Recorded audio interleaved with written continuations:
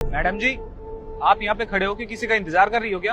हाँ भैया, वो एक्चुअली क्या है ना, सामने वाली कंपनी में ना मेरा इंटरव्यू है, तो बस उसी का वेट कर रही हूँ खुलने का। अच्छा, इंटरव्यू देने के लिए आई हो, लेकिन ये कंपनी तो 10 बजे खुलती है और आप 20 मिनट पहले ही आ गई। हाँ भैया, मुझे पता है ये कंपनी 10 बजे खुलती है, पर क्या है ना, मेरे पिताजी हमेशा कहा करते हैं कि अगर आप किसी को समय दे रहे हो ना, तो सामने वाले बंदे को 10 मिनट पहले आना चाहिए, और अगर आपको किसी ने समय दिया है तो आपको भी 10 से 15 मिनट पहले आना चाहिए, ताकि सामने वाले को ये लगे कि आप अपने काम के प्रति वफादार हो और आपको काम की जरूरत है। क्या बात है। वैसे मैडम जी, आपके पिताजी ने बात तो बहुत अच्छी की है, इंसान को समय का पाबंद होना चाहिए। वैसे मैडम जी, एक बात पूछूं, अगर आप बुरा ना माने तो, आपने पढ़ाई कहाँ तक की है? भैया, मैंने एमए किया हुआ है। एमए? क्या बात है। अच्छा, इससे पहले आपने कहीं पे जॉब की है क्या? हाँ जी भैया, ये जो पास में बीएसएस इंटरनेशनल कंपनी है ना, यहाँ पे मैंने 2 साल काम किया है। अच्छा, आपको वहाँ से निकाल दिया होगा ना? अरे नहीं नहीं भैया, वहाँ से निकाला नहीं है, वहाँ से मैंने खुद ही जॉब छोड़ी थी। पर वहाँ से क्यों छोड़ी? वो तो बहुत बड़ी और बहुत ही अच्छी कंपनी है। हाँ भैया, वो बहुत अच्छी कंपनी है, पर भैया क्या है ना, जो मुझे करना था ना, जिस चीज का मुझे एक्सपीरियंस लेना था, वो वहाँ पे हो नहीं पा रहा था, तो इसलिए मैंने सोचा कि जॉब चेंज कर देती हूँ, अब इसलिए यहाँ पे इंटरव्यू देने आई हूँ। अच्छा, वैसे मैडम, मैं आपकी डिग्री देख सकता हूँ? वो क्या है ना, मैं पढ़ा लिखा नहीं हूँ, तो मैं देखना चाहता हूँ डिग्री दिखने में कैसी होती है। हाँ हाँ भैया, बिल्कुल, ये लीजिए। अच्छा, तो ऐसी होती है डिग्री। ये लीजिए मैडम। अरे, मेरा फोन भी आ गया। हेलो, क्या? अरे सावित्री, तुम टंकी में पानी देख के बाथरूम में जाया करो ना। अगर टंकी में पानी नहीं था तो बाथरूम में तुम्हें जाने की जरूरत क्या थी? क्या? अब मैं तुम्हें पानी देने के लिए घर पर आऊं? अरे ये दुकान। अच्छा ठीक है, आता हूं मैं।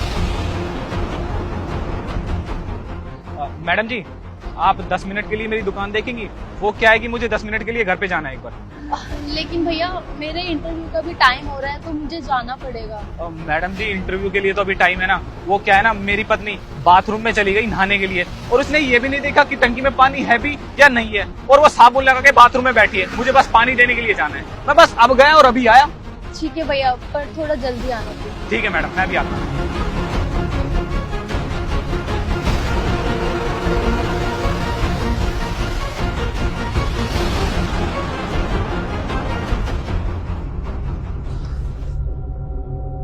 मैडम, ये अंडे की ट्रे कितने की थी? ये अंडे की ट्रे 250 रुपए की। 250 रुपए?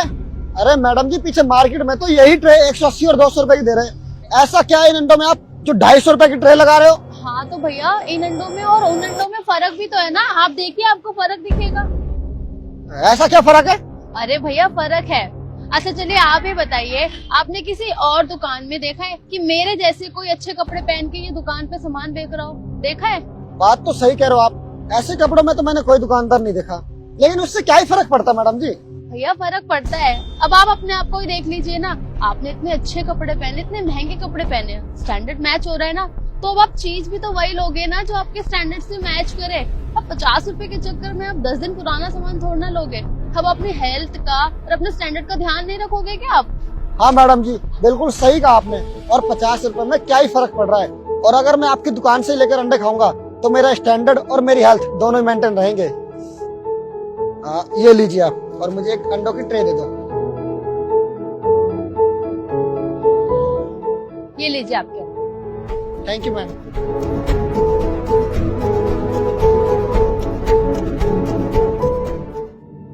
बहुत बहुत शुक्रिया मैडम, मेरा काम हो चुका है, अब आप जा सकती है। ठीक है, और वैसे भी मेरे इंटरव्यू का टाइम हो गया है और गेट भी खुल गया, मैं चलती हूँ।